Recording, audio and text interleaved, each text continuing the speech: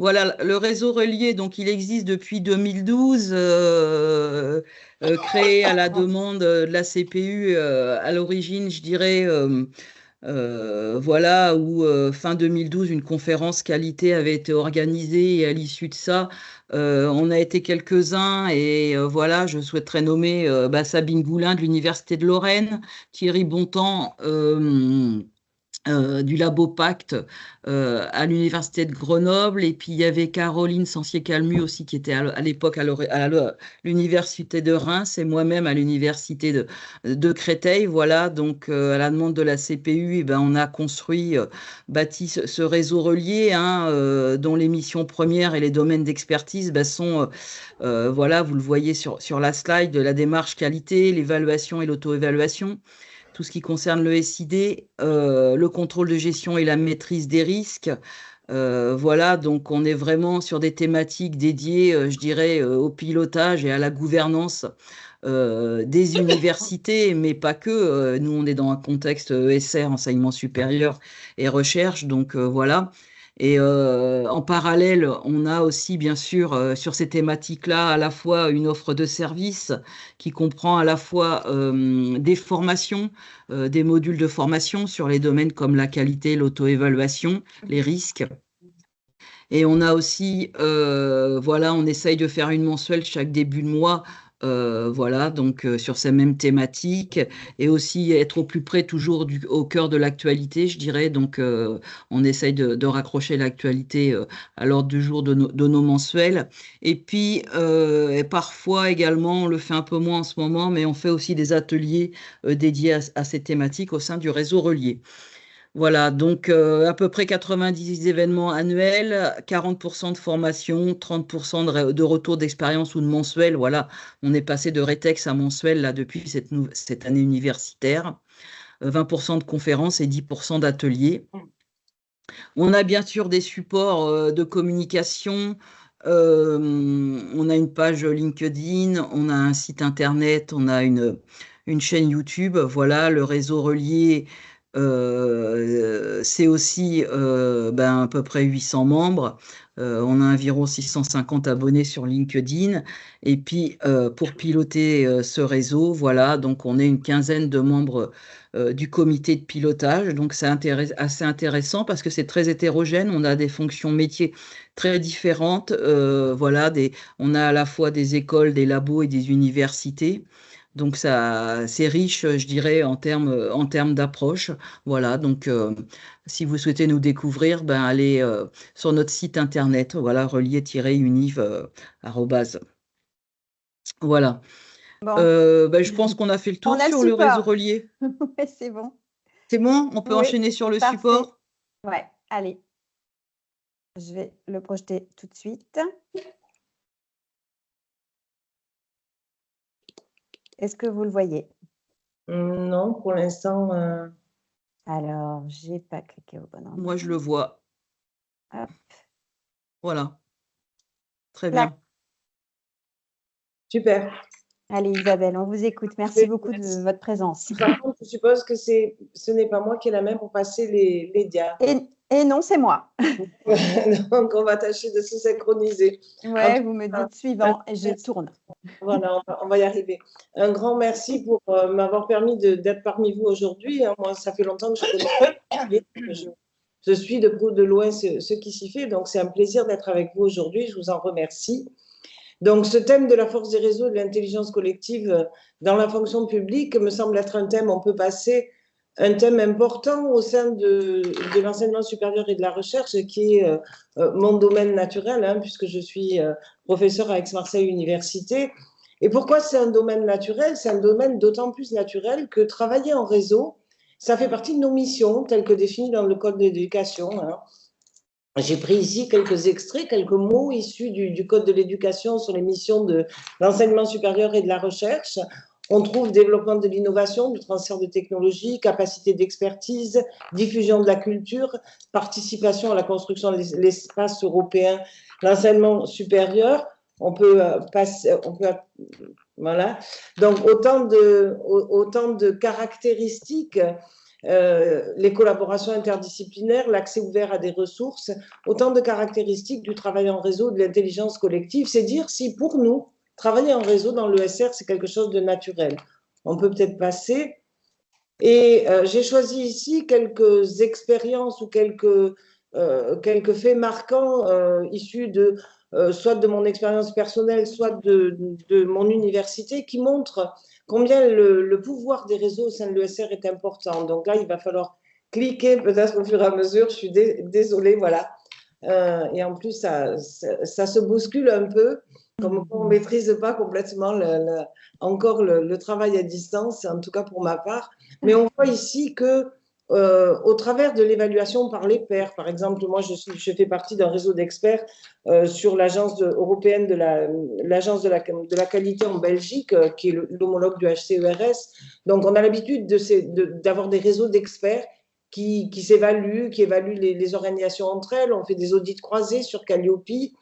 On fait depuis 2003 du travail en réseau. Moi, j'ai été chef de projet université numérique en région PACA.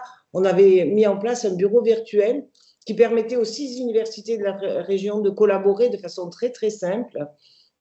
On a des réseaux, ici l'AMUE que je cite, qui est quand même un réseau très fort dans l'enseignement supérieur et de la recherche.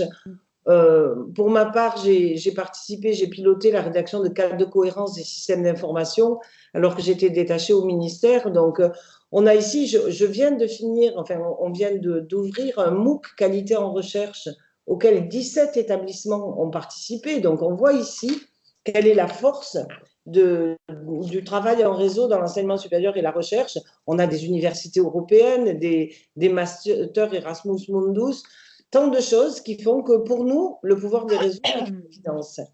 Toutefois, on peut se poser la question, et c'est la diapositive suivante, on peut se poser la question de est-ce qu'on arrive à utiliser ces réseaux et cette intelligence collective dont on sait qu'on voit que depuis longtemps, on y travaille comme levier stratégique de transformation.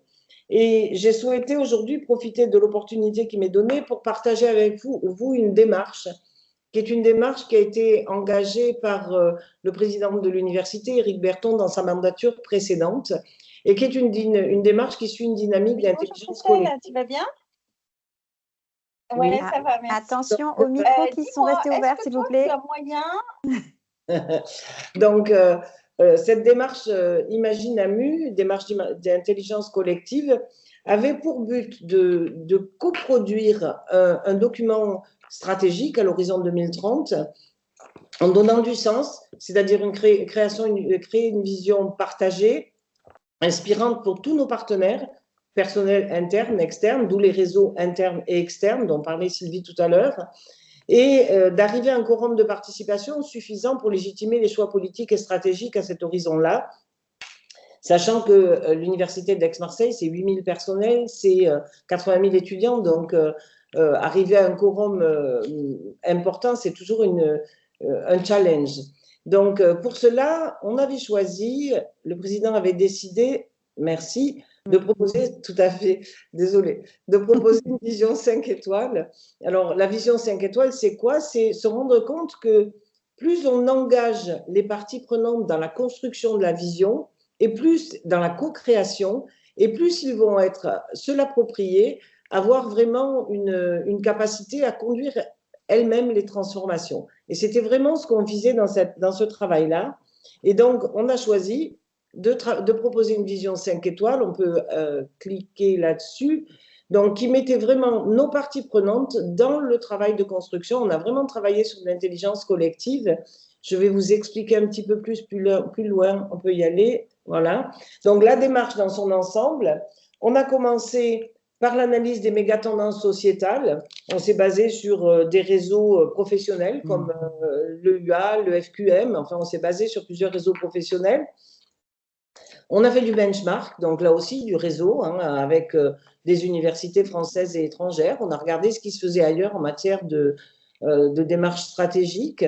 Ensuite, on est revenu vers notre gouvernance en interne et on a travaillé sur les singularités d'Aix-Marseille Université dans le paysage de l'ESR, tant on voulait que cette vision soit à la fois collective mais singulière. Et ensuite, on a consulté un réseau d'experts. Donc, on a demandé à des experts de venir nous dire les scénarios possibles pour l'université, l'ESR en 2030. Donc, scénario paradis, scénario catastrophe. Et on a écouté ces 7 experts que vous voyez représentés ici. À partir de tout ça, on a défini 4 thématiques exploratoires, des grands défis que nous devions relever pour 2030. Et à partir de là, on a élargi notre consultation. Donc, dans un premier temps, une pré-consultation avec 70 personnes, les membres élus de nos conseils, des directeurs de services, les membres de notre board Amidex, des partenaires socio-professionnels. Donc, vous voyez ici en bas quelques logos des partenaires que nous avons réunis dans une après-midi de réflexion et de benchmark sur ce sujet, en leur demandant à tous ces gens-là, on a posé la question, comment vous rêvez Aix-Marseille Université en 2030? Dites-nous ce que vous rêveriez qu'on devienne en 2030. Ensuite, pour légitimer cette vision, on a continué dans la co-construction et on a conduit plus de 20 focus group et d'ateliers. On a réuni plus de 250 personnes sur un principe de la vision partagée qu'on a vu précédemment pour co-construire cette vision. Donc, on peut passer. Donc, ici, au passage, un zoom sur un atelier en séminaire de gouvernance où on s'est posé la question, quelles sont nos parties prenantes clés? Comment on les sollicite, lesquels on sollicite. Donc, on voit ici qu'on avait décidé d'écouter, de faire co-créer nos étudiants, nos personnels, nos partenaires avec la Fondation Amidex, d'autres partenaires académiques, la région, politique, collectivité, des industriels, d'autres établissements culturels, enfin, toutes nos parties prenantes.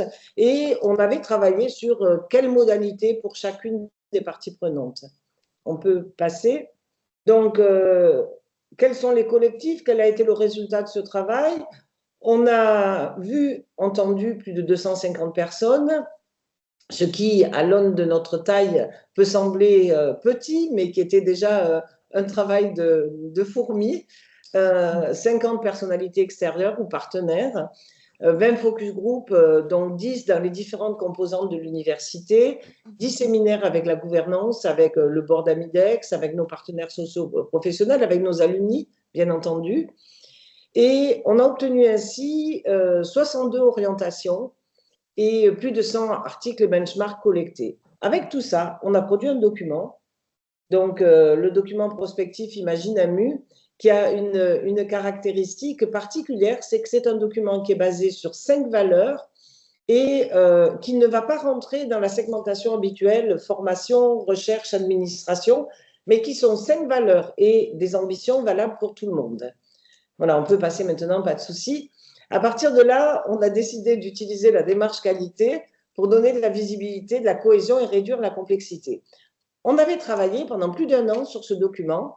Et puis, évidemment, le monde bouge, l'université a continué de vivre pendant cette année et demie, et sont arrivés, justement, on en parlait tout à l'heure, les contrats d'objectifs et de moyens, la feuille de route de la région. On s'est retrouvés avec beaucoup de documents, tous avec une vision plus ou moins stratégique, et on s'est dit, là, il faut faire quelque chose. On a 4 enjeux d'alignement. Il faut qu'on aligne un document avec vision, valeur, ambition, avec les 4 enjeux de lisibilité, de subsidiarité. On est une grande université avec des composantes fortes qui doivent donc pouvoir s'exprimer, mais avec un objectif commun, et travailler sur la mise en œuvre, sur la visibilité de ce qu'on fait, sur le suivi des actions et sur la partie qualité, sur la mesure du résultat de nos actions. On peut passer. Et donc, à partir de là, on s'est dit, notre stratégie, on a donc créé un document stratégique. Ce document stratégique, il va se déployer dans les composantes, au travers des COM, dans les vice-présidences, au travers des feuilles de route, notamment des schémas directeurs, dans les services, au travers de notre comp. Et il est porté par une politique qualité, qui est une politique qui souhaite porter une dynamique d'amélioration et de transformation. On a choisi, pour chacune de nos... On a un document qui a 5 valeurs, 11 ambitions. Pour chacune de ces ambitions, on a choisi des actions emblématiques et mesurables qui sont portées par l'ensemble des acteurs, donc qui mettent vraiment en réseau toute l'université et qui déploient les ambitions de la vision stratégique, c'est-à-dire qu'on travaille sur le déploiement de cette vision.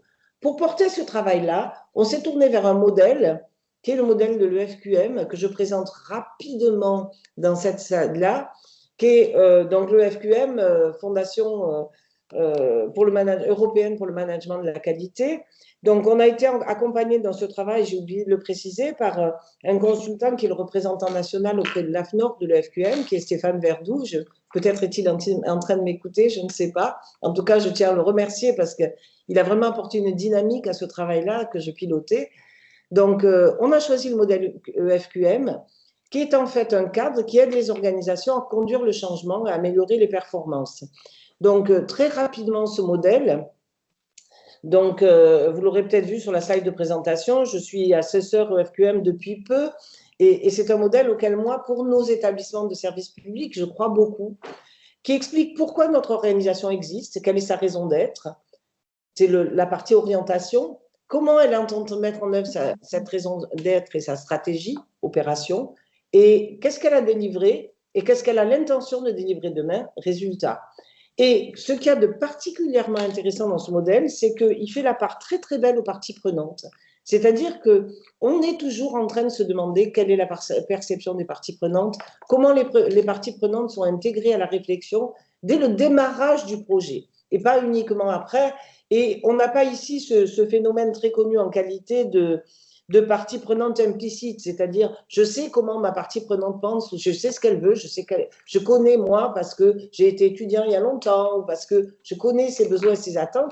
Là, on les implique vraiment dès la conception et c'est ce qui répondait vraiment à nos attentes en tant qu'établissement.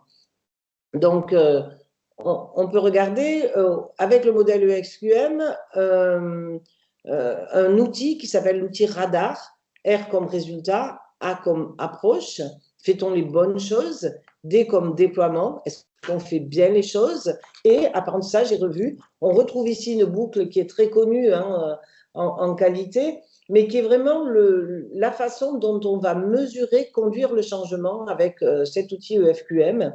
Et on voit ici qu'on est vraiment sur de la culture de la transformation. Et il me semble que l'EFQM chez nous fait réseau. Il fait réseau interne, il fait réseau externe, parce qu'on a des parties prenantes internes et externes.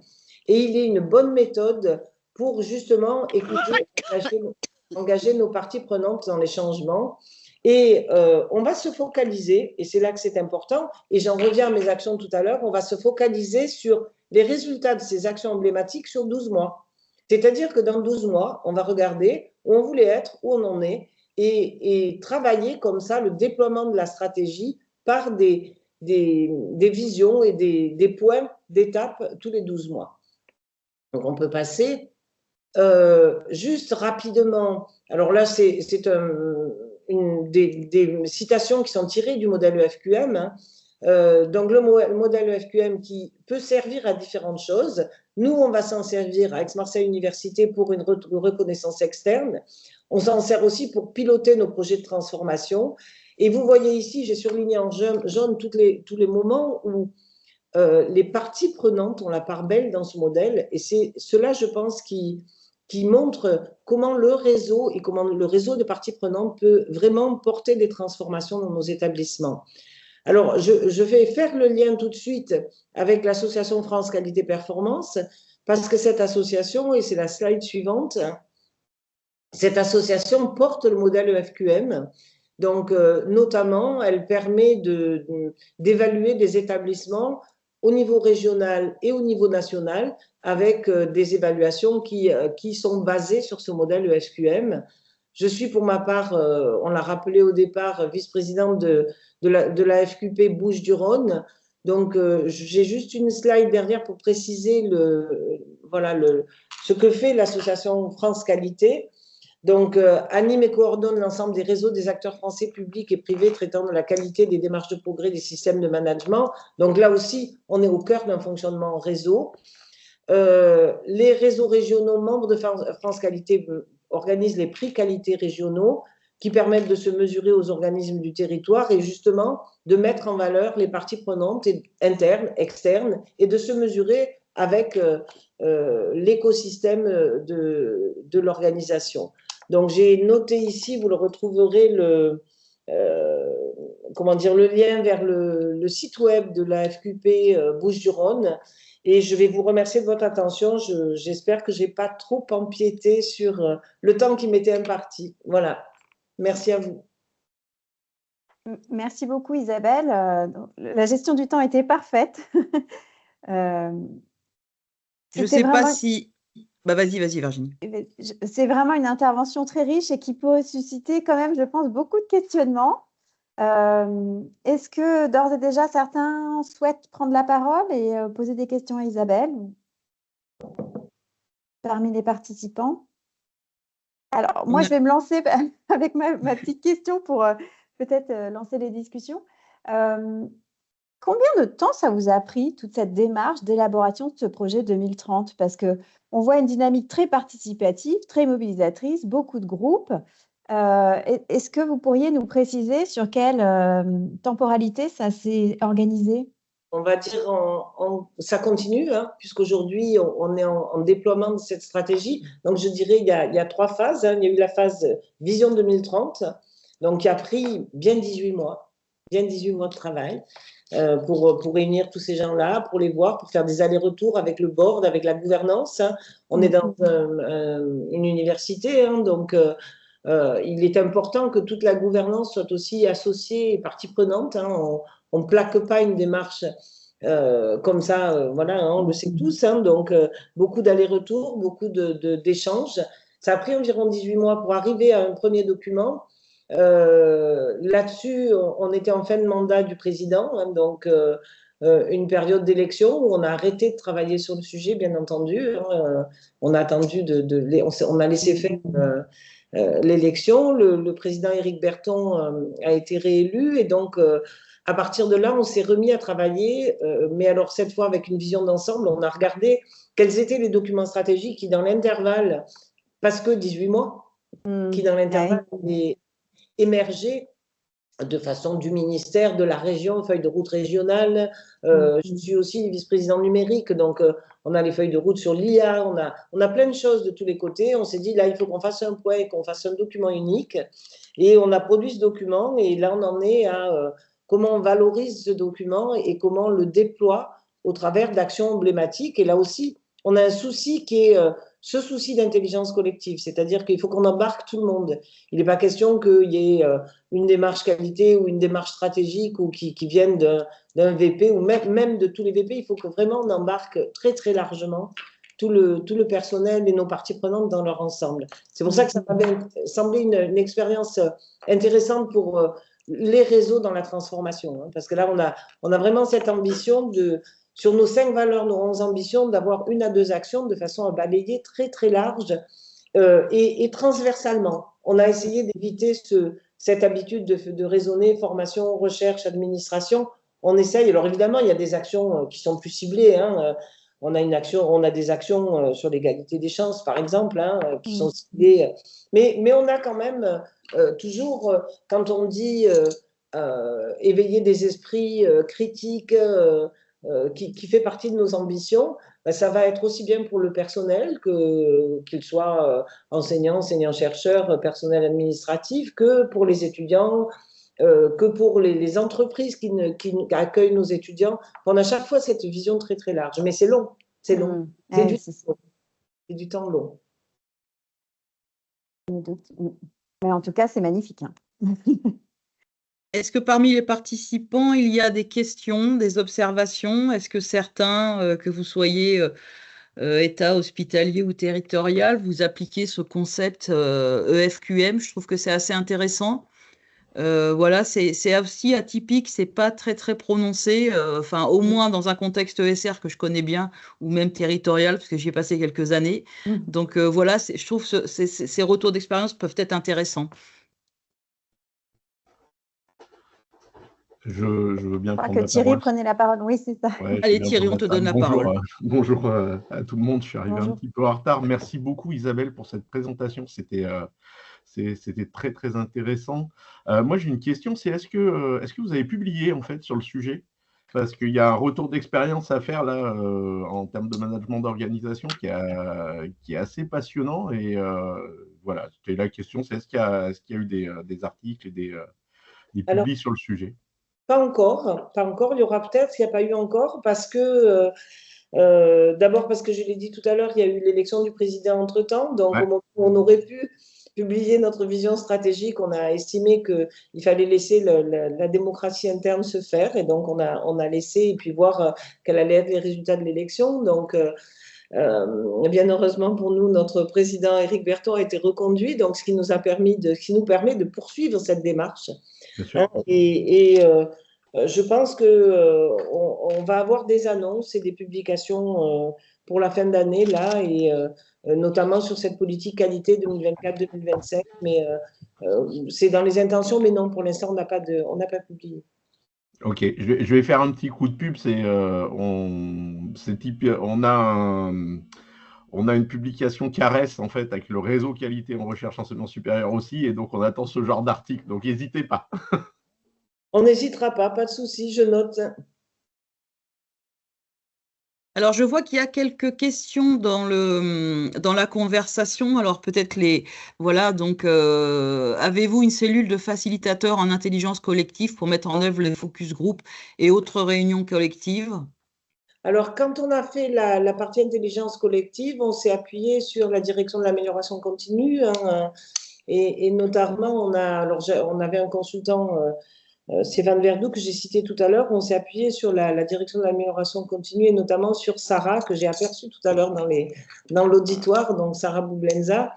À l'époque, on n'avait pas. Aujourd'hui, grâce au COMP et au projet essentiel, on commence à avoir une cellule qui s'occupe d'accompagner au changement, d'intelligence collective, un programme essentiel dans l'établissement qui nous permet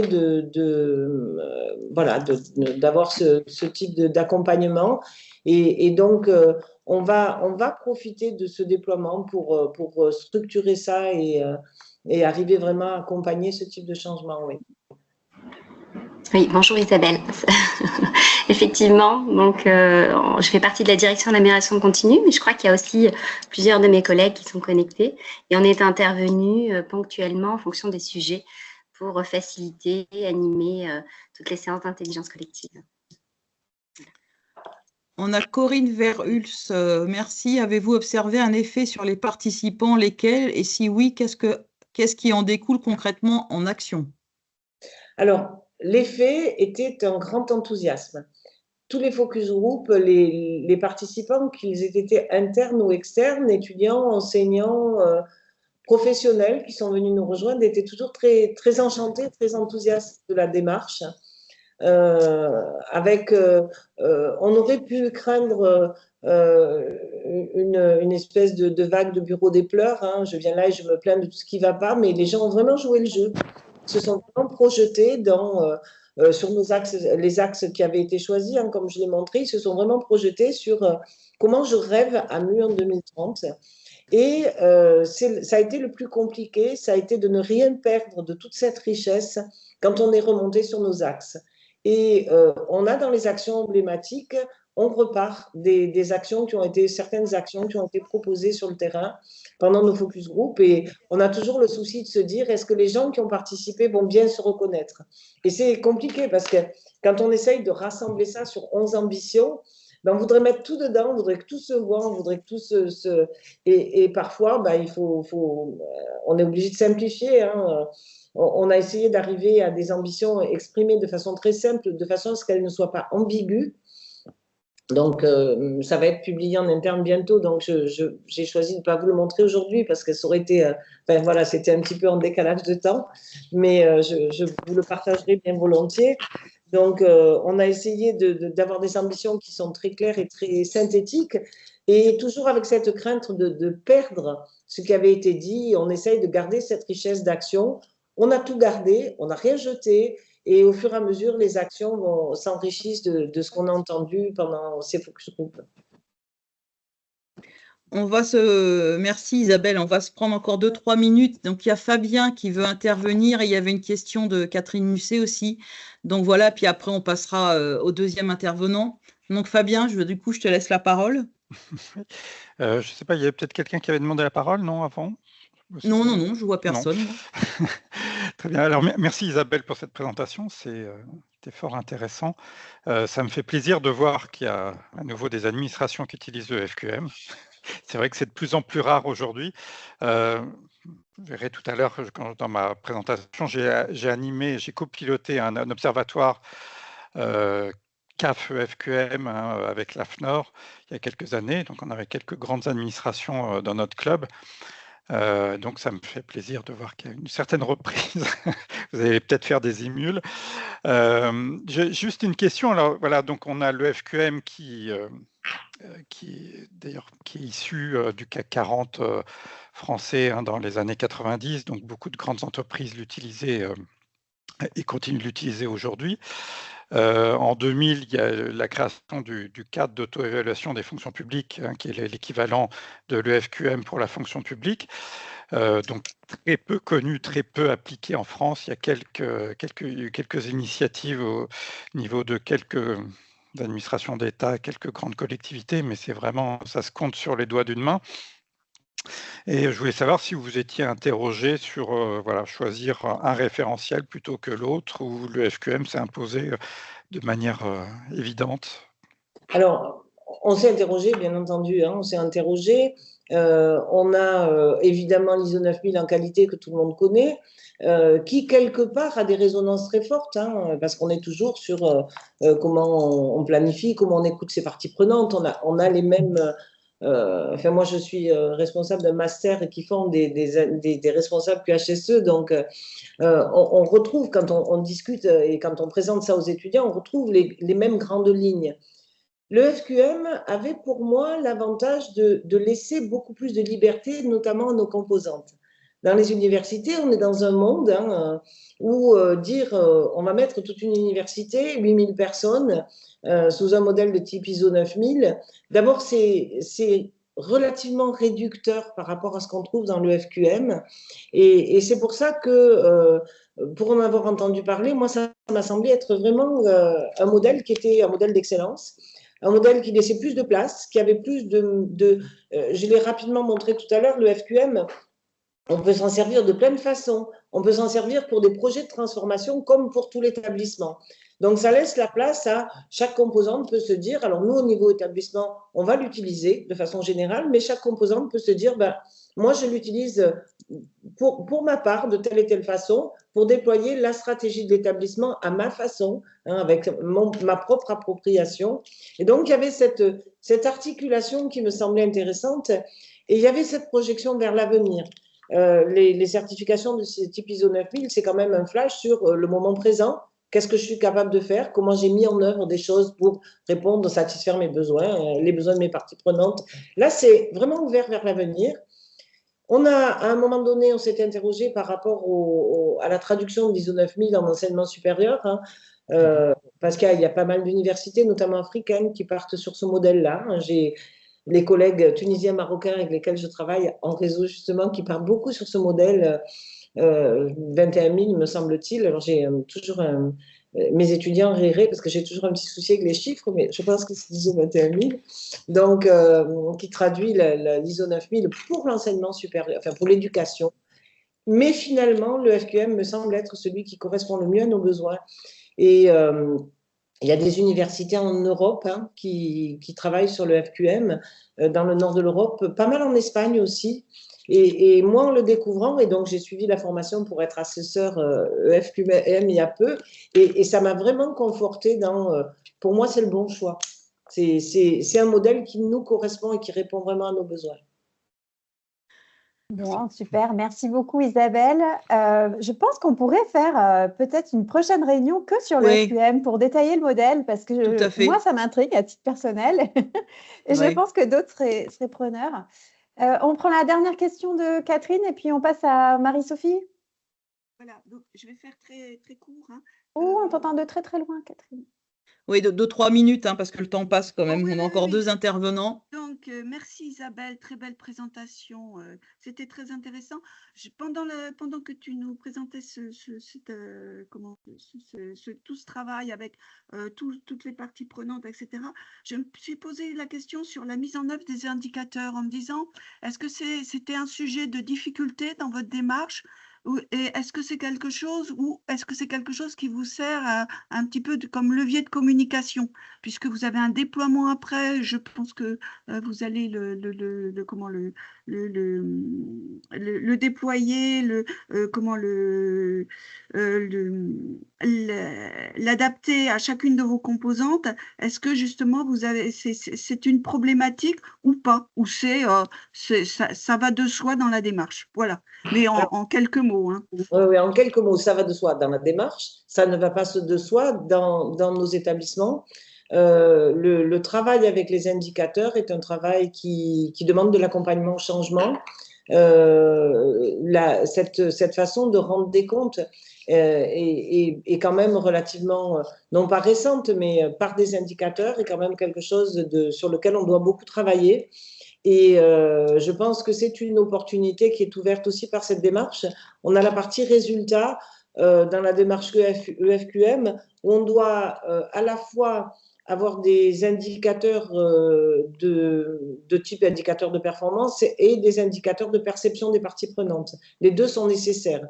Et je pense que ça va être une chose excellente pour l'université de s'interroger sur chaque action, sur ces deux branches-là, quelle est la perception de mes parties prenantes et quels sont mes indicateurs de performance. Donc pour nous, c'est une belle opportunité. Merci beaucoup. Merci. Parfait. Du coup, je vous remercie tous pour cette intervention. Isabelle, c'est vraiment beaucoup d'honneur que vous nous avez fait d'être présente aujourd'hui et de nous expliquer tout ça, parce que c'est vraiment très riche et très inspirant. Donc, je pense qu'on sera amené à reprendre contact avec vous pour approfondir. Et donc, je vous propose qu'on passe à notre deuxième intervenante, donc Marie-Sophie Ferreira. Donc là, on change d'écosystème, on bascule dans l'univers de la santé, donc, puisque Marie-Sophie travaille à l'ANAP, l'Agence nationale d'appui à la performance des établissements de santé et médico-sociaux. Donc, pour faire un parallèle avec notre univers, c'est une agence qui a un peu les mêmes missions que celle de l'AMU avec le E à la fin, donc qui a pour but d'accompagner les établissements, de les guider. Enfin, je pense que Marie-Sophie fera une meilleure présentation de l'agence. Et donc là, justement, toute l'intervention de Marie-Sophie Ferreira consistera à nous expliquer comment cette agence s'appuie sur cette dynamique de réseau pour amplifier, en fait, catalyser sa capacité d'accompagnement des établissements. Donc, Marie-Sophie, je te laisse la parole. Bonjour à tous. Est-ce que vous m'entendez bien et est-ce que vous voyez mon support? On voit tout et on t'entend. Super. Alors, merci déjà pour cette invitation. Ravie d'être avec vous ce matin. Effectivement, on va partir là du coup sur un autre secteur, plutôt dans un objectif, voilà, avec des enjeux moins familiers sans doute pour vous de vos enjeux du quotidien, mais pour autant, voilà, une démarche qui est mise en place à l'ANAP qui peut, je pense, être inspirante, ou en tout cas, je suis à disposition pour en échanger. Donc, comme l'indiquait Virginie, l'ANAP, je me présente déjà, effectivement. Donc, je suis la directrice de la stratégie et du pôle qui travaille sur le médico-social à l'ANAP. Donc, je suis à l'ANAP maintenant depuis 3 ans. Et du coup, l'ANAP, il faut nous voir comme un cabinet de conseil public, le cabinet de conseil public du secteur de la santé.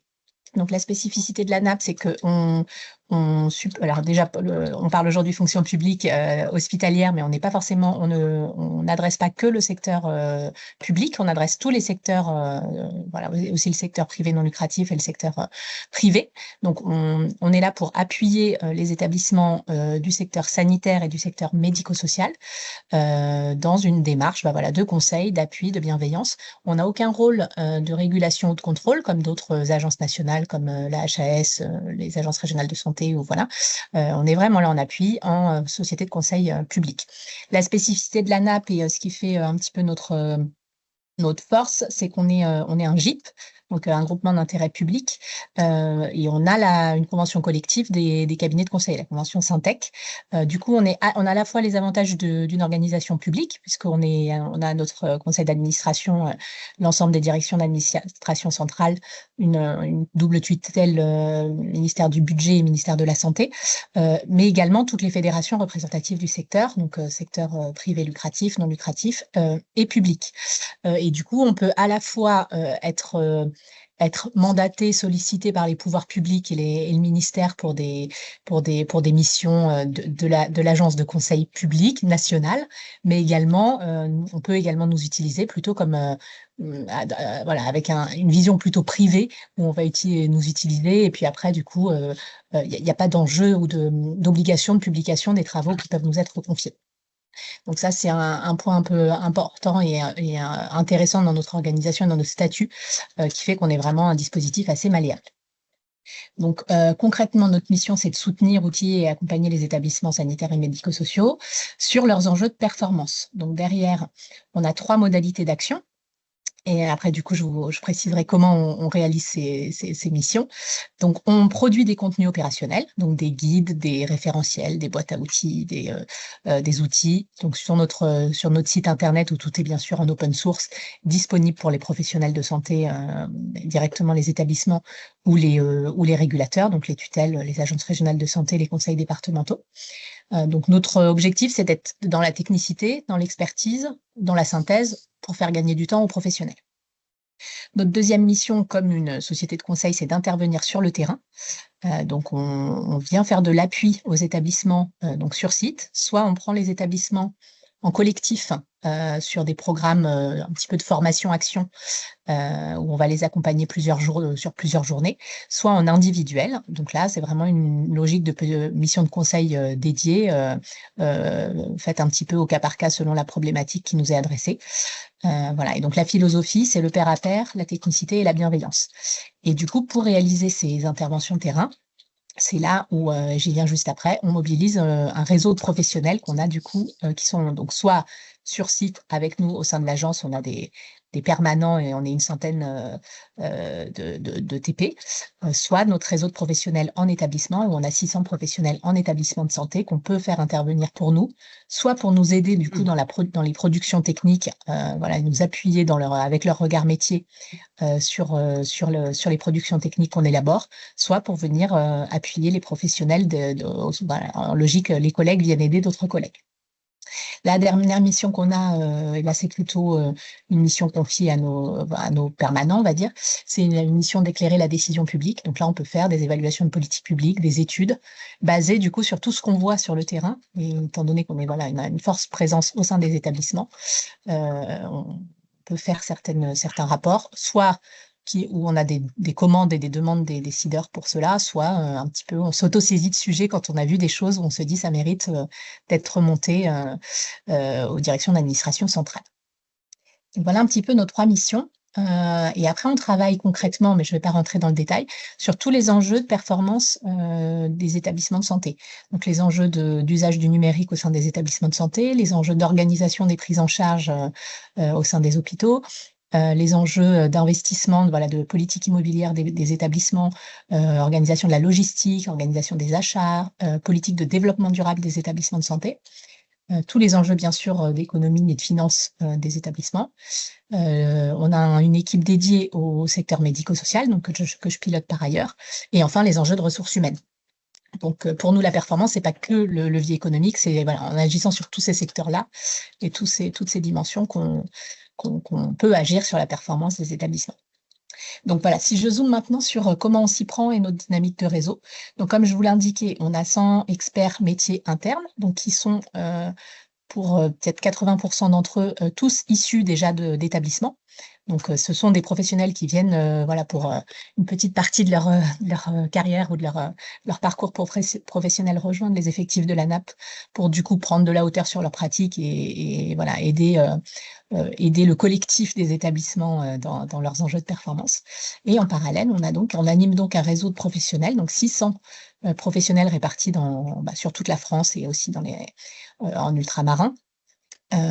Donc avec qui on peut passer des vacations pour qu'ils puissent intervenir pour nous. Et du coup, ça nous permet effectivement de démultiplier notre action, mais également, au-delà de ça, d'avoir cette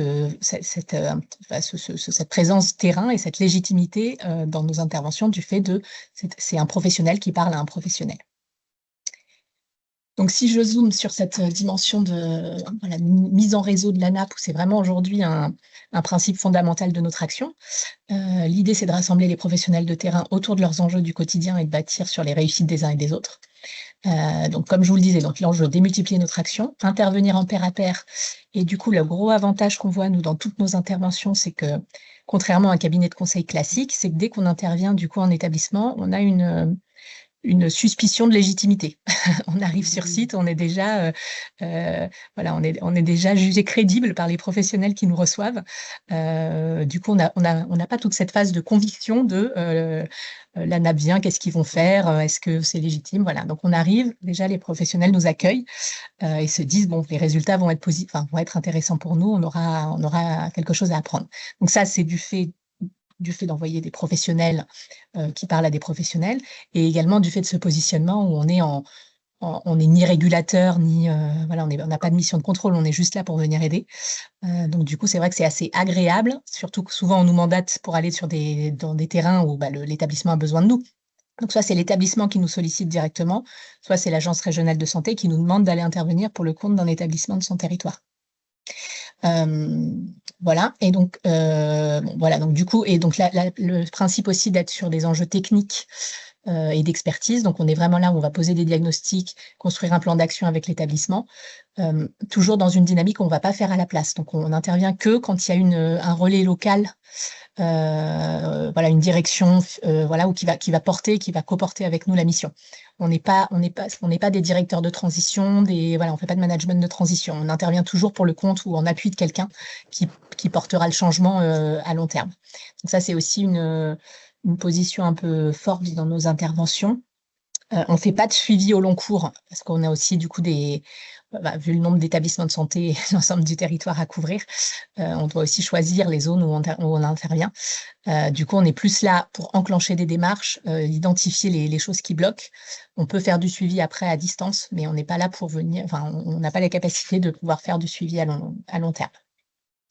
Voilà, donc après, du coup, dans notre réseau d'experts, donc de 600 membres, comme je vous l'indiquais, on en a à peu près 70% qui sont issus du secteur public, donc du secteur hospitalier ou du secteur médico-social, et sinon, une part donc 30% qui sont soit du privé non lucratif, soit du privé commercial. Pour développer un petit peu une autre action qu'on met en place autour de cette dynamique de réseau, c'est l'animation de communautés de pratique. Donc, sur un thème donné, donc au sein de tous nos enjeux, tous les sujets qu'on traite, on monte des sortes de grands forums de professionnels donc je ne vais pas revenir dans le détail des thèmes, mais voilà, sur des thèmes assez ciblés et assez techniques, où l'idée là, c'est on ouvre aux professionnels qui sont intéressés par la question. Pendant un laps de temps défini, on se donne un plan d'action et un plan de travail. Et l'idée, c'est de co-construire, d'échanger, d'avoir des retours d'expérience, d'échanger sur cette thématique et de construire ensemble des outils, des retours d'expérience qu'on pourra publier et donner à voir du coup derrière au plus grand nombre. Donc la NAP, on a toujours aussi cette mission en tant qu'agence nationale on intervient dans un endroit où on monte une communauté de pratique sur un sujet, mais ça doit toujours donner lieu à un livrable, à une capitalisation, à quelque chose qu'on pourra partager, nous, sur notre site internet pour le donner à voir au plus grand nombre derrière. Donc, sur ces communautés de pratique, aujourd'hui, on en a une petite dizaine d'actives. Forcément, ça se renouvelle parce qu'elles ne sont pas actives en continu. À date, c'est plus de 2000 professionnels, du coup, qui participent à ces communautés de pratique.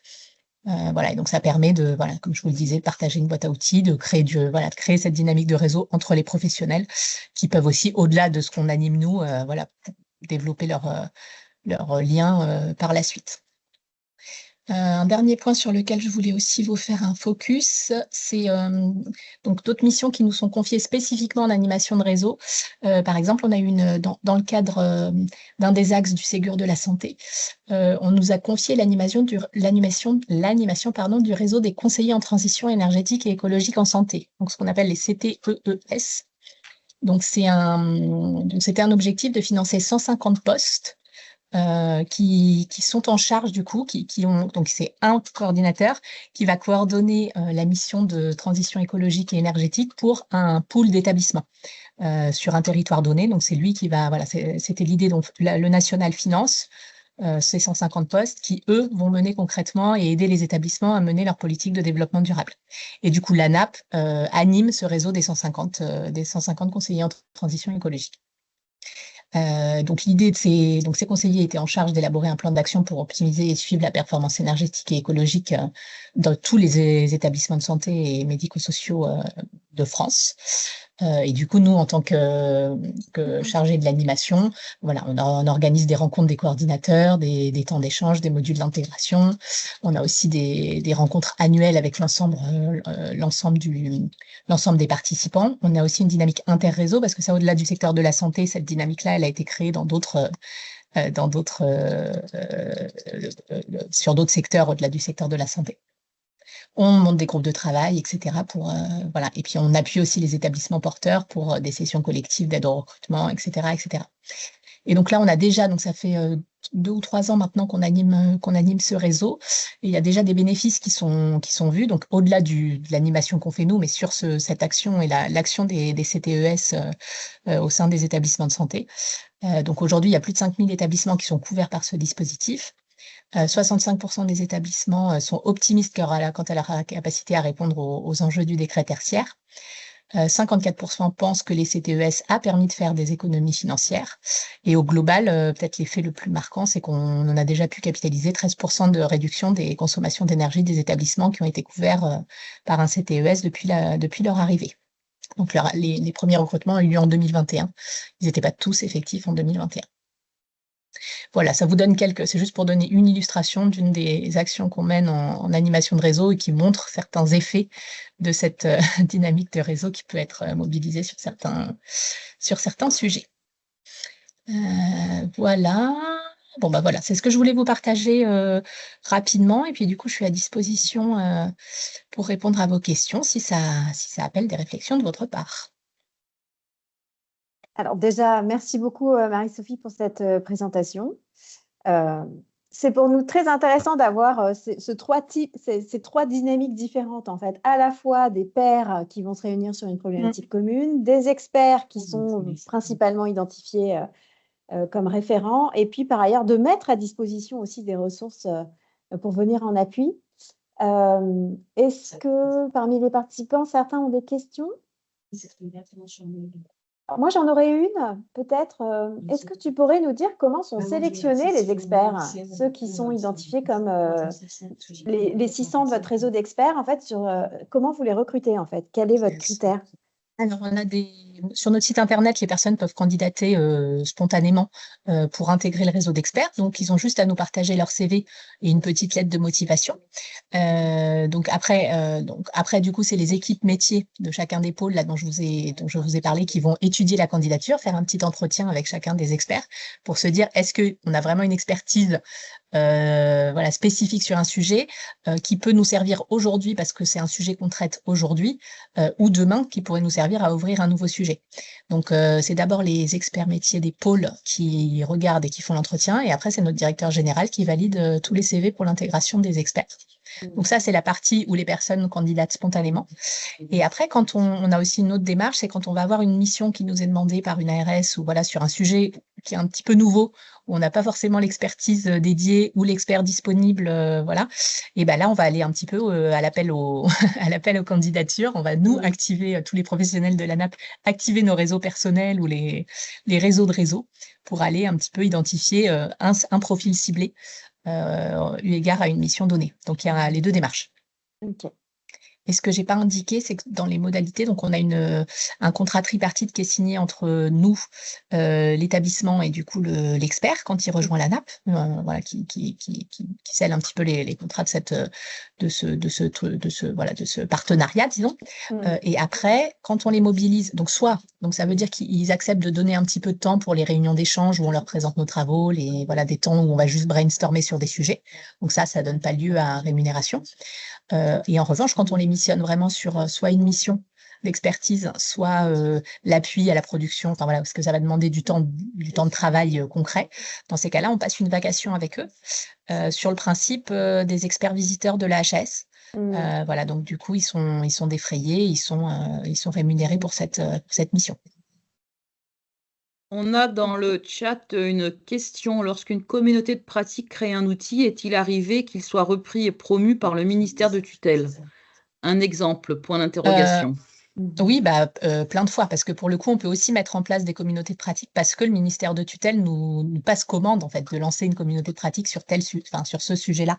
Donc il y a par exemple, il va y avoir des réformes ou des nouvelles organisations qui se mettent en place. Je vous donne un exemple sur les CRT, donc les centres ressources territoriaux pour personnes âgées. C'est un nouveau, les EHPAD. Donc les EHPAD doivent aujourd'hui, certains EHPAD peuvent répondre dans un cadre expérimental à un dispositif où ils vont venir davantage appuyer le domicile, si je vous donne un exemple.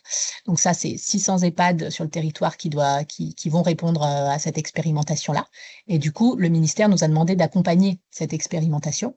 Donc on a d'abord monté une communauté de pratique avec les premiers qui avaient été labellisés pour se dire, OK, comment ça fonctionne, c'est quoi concrètement ce CRT.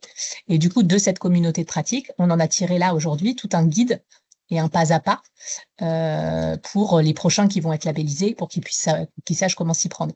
Et du coup, ce guide va être publié là le mois prochain sur notre site internet et on l'a travaillé avec le ministère qui a finalement tamponné tous les éléments qu'on met dans notre guide. Voilà, ça vous donne un exemple. Donc on travaille vraiment en interface très fréquente, de très proche avec le ministère. Que ce soit côté sanitaire ou côté médico-social.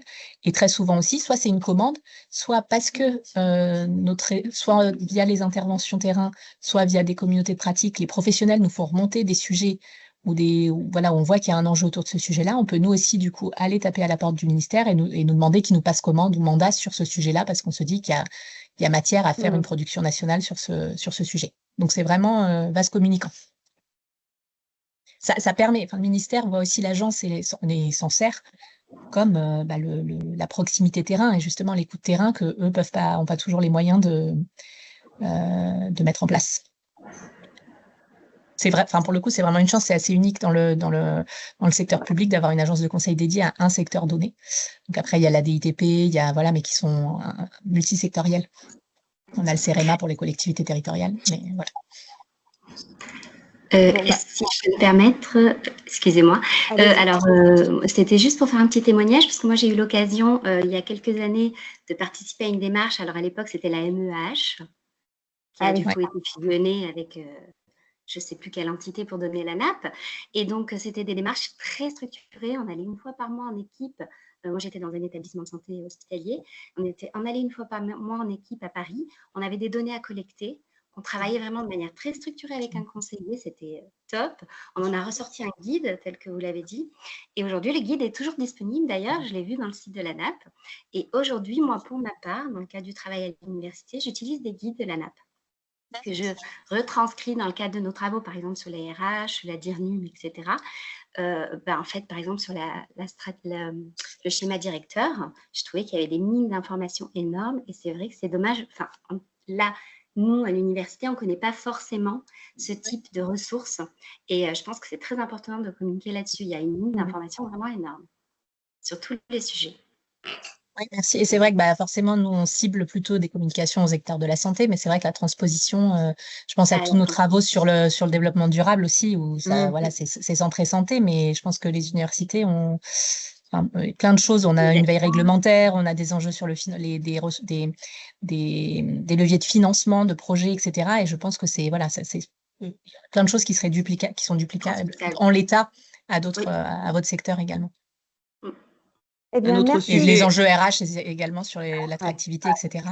Beaucoup travaillé sur les enjeux de marque employeur, etc. Je pense qu'il y a plein de choses qui peuvent effectivement vous concerner. Merci. Nombreux sujets pour de prochains événements, à mettre sous le coude, je trouve, qui sont intéressants et surtout d'avoir ce pendant des 3 fonctions publiques, qui sont riches d'enseignements. Hein. Ouais. Fabien, du coup, merci beaucoup Marie-Sophie. Et puis le temps passe, il est déjà 11h moins 20. Fabien, du coup, on te laisse enchaîner. Voilà. Merci. C'est cette dernière intervention de la matinée. Voyez mon Si diaporama. on déborde un peu, c'est pas gênant, mais. Oui, alors moi j'ai une autre vision à 11h, donc mais je vais essayer d'aller vite pour pouvoir répondre à des questions éventuelles. Donc ça va, vous voyez Pas pour le moment. Vous voyez le diaporama, non? Non, pas encore. Pas du tout. Vous avez quoi à l'écran alors? La grille des personnes. D'accord. Alors, qu'est-ce qui se passe? Chez moi, c'est censé être partagé. Est-ce qu'il a été modifié depuis que vous nous l'aviez envoyé? Oui, alors j'ai fait quelques petites modifications, mais sinon on peut... Attendez, je vais réessayer. Est-ce que vous voyez apparaître mon bureau? Non, rien ne bouge. Rien du tout. Non. Bon, à ce moment-là, oui, si vous cliquez sur le lien que je vous ai envoyé, de toute façon, vous avez la dernière version. Oui. Ah oui, d'accord. Allez, on va partir là-dessus. Je vais projeter. Et comme ça nous permettra d'avancer. Hop, là.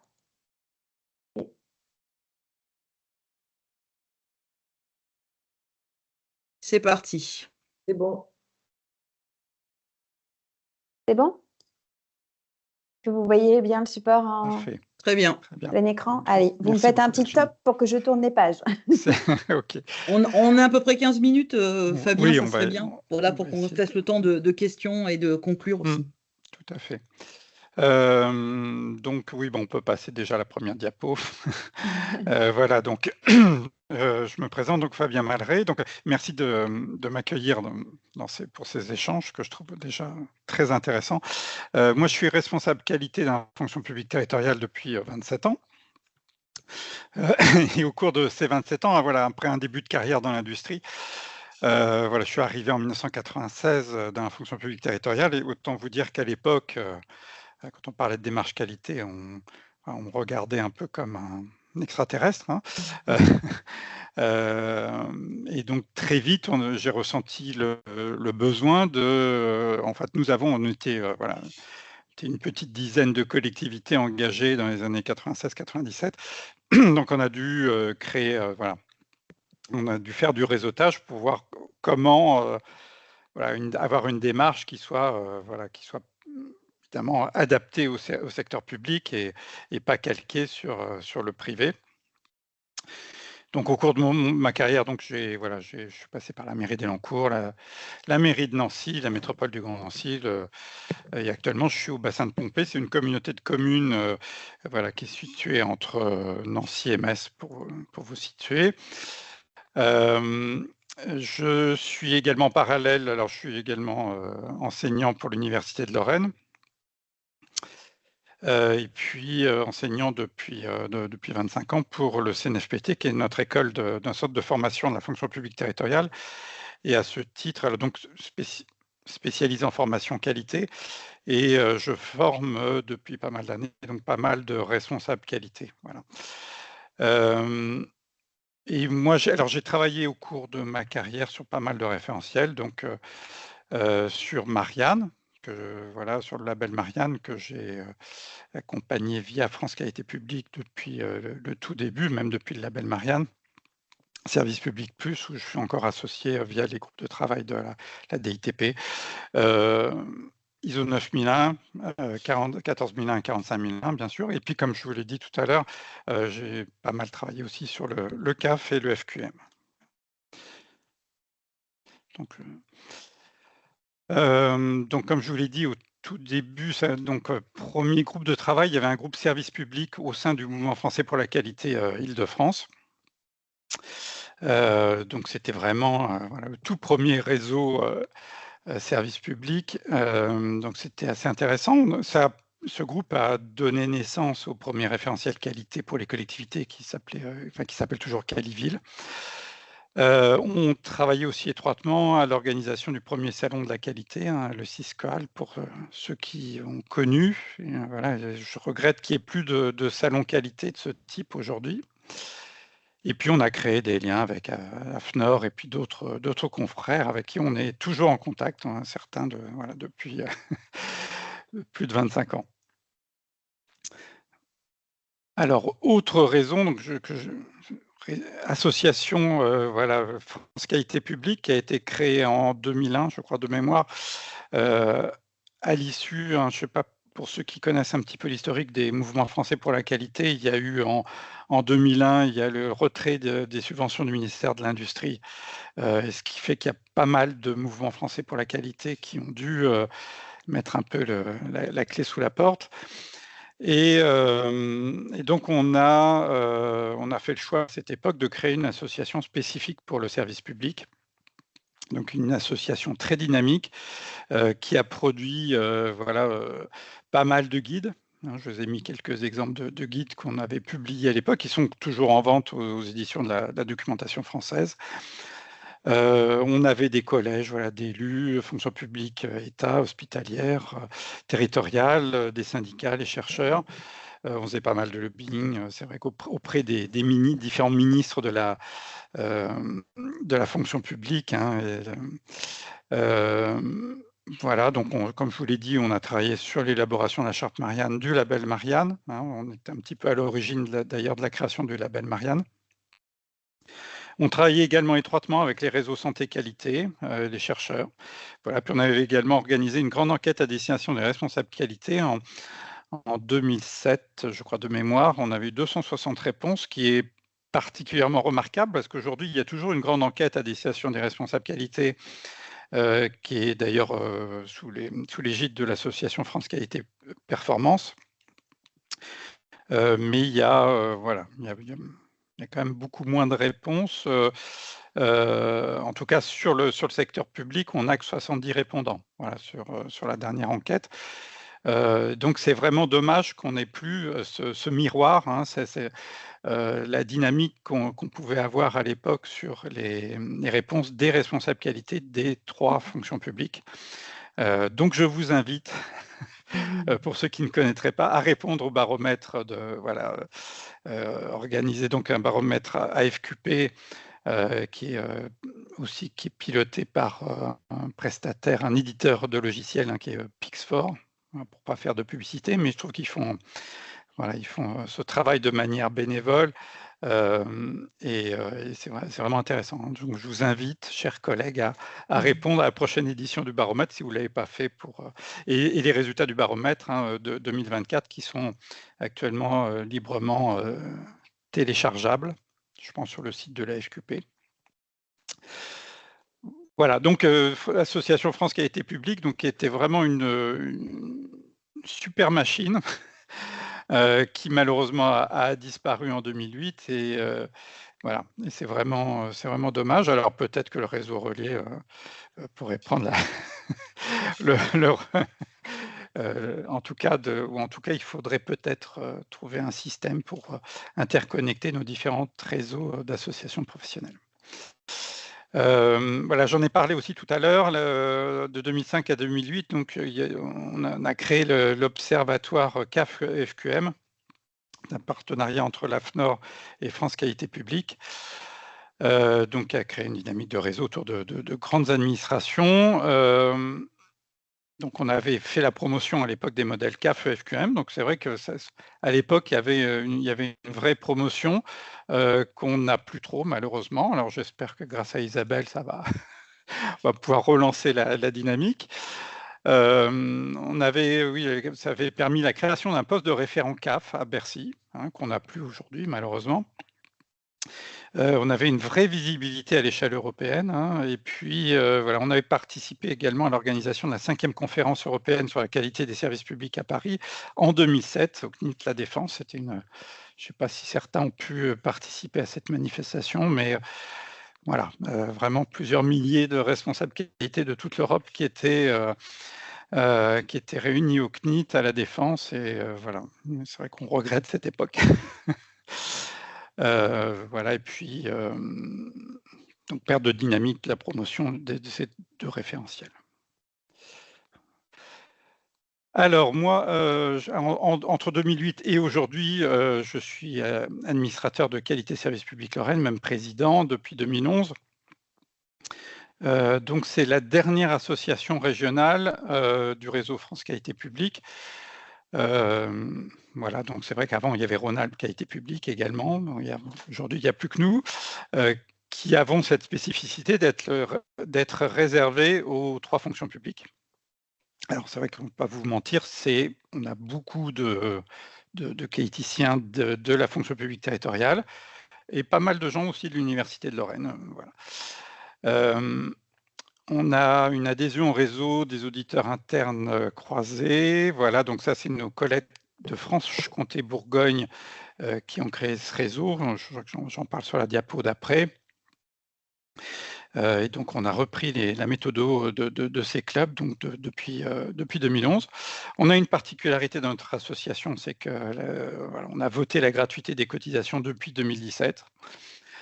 Voilà, parce que nous, ce qu'on recherche, c'est surtout la dynamique du réseau professionnel, voilà, et échanger entre nous et pas, voilà, et ne pas perdre du temps sur les recherches de financement. On a un partenariat croisé avec le France Qualité Publique Franche-Comté-Bourgogne et puis la FQP Grand Est. Voilà, on essaye. Alors, je vous ai mis le lien vers nos ateliers qui sont sur notre écosystème QSPL. Voilà, alors on utilise beaucoup de cartes mentales. Hein, vous allez voir, si vous avez la curiosité d'aller cliquer sur écosystème QSPL, vous découvrirez notre carte mentale, mais aussi les cartes mentales qui sont cachées en lien derrière.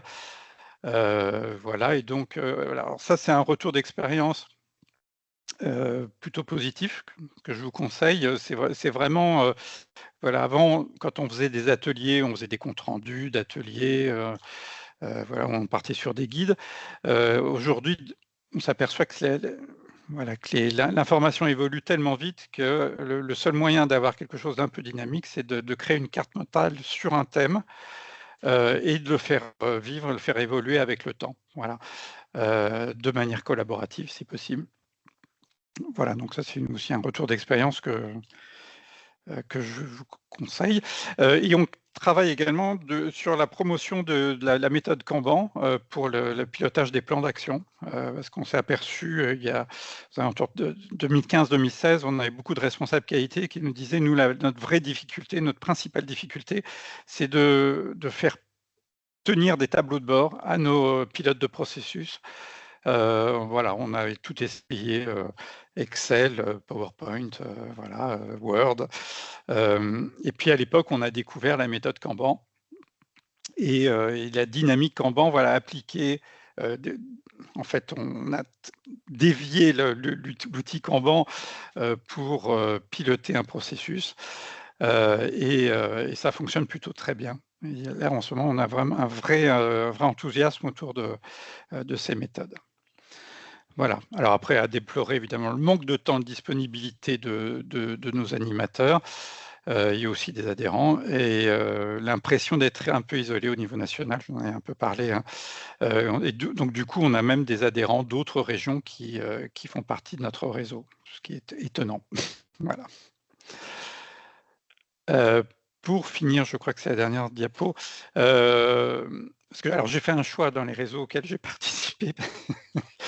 De 2011 à 2024, voilà, donc il y a voilà, je suis auditeur expert au sein du réseau francophone des auditeurs internes croisés. Alors, réseau qui fête ses 20 ans, hein, donc est beaucoup plus ancien que ça. Donc, c'est une méthodologie simple, pragmatique et évolutive.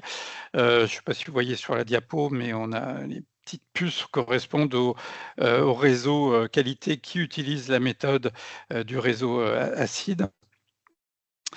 Voilà, donc c'est une méthode qui est inspirée de la norme ISO 19011 sur l'audit, mais qu'on a volontairement simplifiée. On crée des outils voilà, comme voilà, un serious game qui est Panique à la maison de retraite, qui est d'ailleurs beaucoup repris par certains de nos adhérents universitaires pour former leurs étudiants à la pratique de l'audit interne. Voilà, après, il y a d'autres outils comme Systémique, hein, qui est un jeu de plateau qui permet de découvrir la norme ISO 37101, qui est, voilà, qui est une méthode collaborative pour travailler autour des projets d'aménagement du territoire. Voilà, donc il y a des serious games, des ateliers, il y a des universités de l'audit tous les 2 ans. Voilà, vous voyez la photo de la dernière université de l'audit à laquelle je n'ai malheureusement pas pu participer, mais c'est toujours, voilà, il y a une vraie dynamique autour de ce réseau. Voilà, donc alors moi ce que je peux regretter évidemment c'est le manque de temps pour participer à cela et puis difficulté à libérer les auditeurs pour faire de l'audit interne croisé. Ça c'est quelque chose qu'on constate de plus en plus, hein. C'était pas le cas il y a 10 ans, 15 ans, 20 ans. C'est vrai que c'est de plus en plus difficile voilà, d'avoir du temps disponible. Voilà, je crois que j'ai à peu près fait le tour. Tout à fait. On est arrivé au bout de votre présentation. Merci Fabien pour ce récap là sur, je dirais, votre immersion et votre implication au cœur des réseaux qualité côté fonction publique territoriale. Voilà, j'espère que c'est aussi intéressant d'avoir ce niveau d'information, hein, de voir un peu ce qui se fait ailleurs. C'est toujours enrichissant. Je ne sais pas s'il y a des questions, des retours, des observations, mais en tout cas, ce qui est sûr, c'est que voilà, de par je dirais la présentation des 3 intervenants, il y a quand même je dirais des sujets de prédilection qui peuvent être portés pour de futurs événements, hein. Voilà, je parle notamment de l'EFQM, mais aussi de ces réseaux d'experts qui existent un peu à droite et à gauche. Voilà, Fabien a parlé de salon de la qualité, mais pourquoi pas faire un événement qualité en croisant les 3 fonctions publiques. Enfin, il y a plein de choses à faire. Voilà, ça demande aussi du temps, de l'implication. Donc, mais on peut garder, en tout cas, côté réseau relié, on gardera quelques idées comme ça sous le coude et on essaiera de proposer des choses régulièrement ou peut-être des choses sur des temps un peu plus courts en faisant un focus sur voilà, une thématique bien précise ou la présentation d'un réseau. Enfin, il y a plein de choses. Ou sur un domaine d'expertise bien précis aussi. Voilà, il y a plein de choses à faire. Plein de belles choses à faire, je dirais, au sein de nos fonctions publiques et de nos réseaux respectifs et de nos missions respectives, je dirais, des uns et des autres. Peut-être pour compléter ce que tu viens de dire, Sylvie. Oui, pardon, Sylvie. Dans l'intervention de Fabien, moi, ce qui me donne envie d'en savoir plus, c'est le pilotage de processus avec la méthode Kanban. Alors ça, je me le note, parce que c'est toujours un sujet, hein. Je pense que Frédéric, qui œuvre aussi sur le pilotage des processus, sera également intéressé. Oui, tout On à risque fait. de reprendre contact avec vous sur justement, ce thème. la conférence qui m'attend, là, c'est justement, on a un réseau d'échange intercollectivité où on va échanger sur la manière de piloter les projets, les tâches, voilà, avec la méthode Kanban. Voilà. Frédéric, on te donne la parole. Oui, très rapidement, moi j'étais très intéressé par la présentation de Fabien, bon, de tous les intervenants bien entendu, mais Fabien, parce que moi je travaille pour l'AMU, mais dans mes missions, je travaille aussi avec le réseau relié, Quares et tout ça, pour essayer d'animer un peu cette communauté qualité, et je pense que ça vaudrait la peine qu'on se contacte pour voir comment on peut échanger et puis partager peut-être avec le réseau relié des événements ou de la communication, de la publication. Donc, je volontiers, Frédéric. Super. Merci beaucoup, en tout cas, pour les interventions. C'était très intéressant. Est-ce qu'on pourra bénéficier de vos supports de présentation? Je m'adresse aux 3 intervenants, oui, bien voilà, sûr, si c'est possible. Et puis, on a déjà ceux d'Isabelle et de Marie-Sophie. Ah oui, j'ai vu, oui, c'est vrai que c'est arrivé dans la boîte mail. Très bien. Et vous avez le lien vers le mien, normalement. J'ai renvoyé à tous, je crains. Mais bon, dans la présentation tout à l'heure, je suis désolée. Merci à tous d'avoir répondu présent pour, je dirais, pour ce mois de l'innovation publique, hein. Le réseau relié, voilà, a voulu marquer le coup en inscrivant cet événement, voilà, la place, la force des réseaux dans les 3 fonctions publiques. C'était une idée comme une autre, voilà, des choses qu'on avait envie de faire au sein du comité de pilotage du réseau relié. Des idées, on en a plein, on se voit tous les mois, donc on essaiera de refaire comme ça de recréer des moments de synergie entre les 3 fonctions publiques sur une thématique bien précise. Et puis, on est aussi ouvert à vos propositions. N'hésitez pas, hein, contact@relier-unif.fr. On a un mail, vous pouvez nous contacter. Voilà, si vous avez envie d'exposer, de présenter ce que vous faites dans vos établissements, vos agences, vos écoles, vos structures, enfin, vos hôpitaux. Enfin, voilà, il n'y a pas de limite géographique ni sectorielle, j'ai envie de dire. Merci à tous, très bonne journée et au plaisir. Beaucoup. Au revoir. Bonne journée à tous. Au revoir.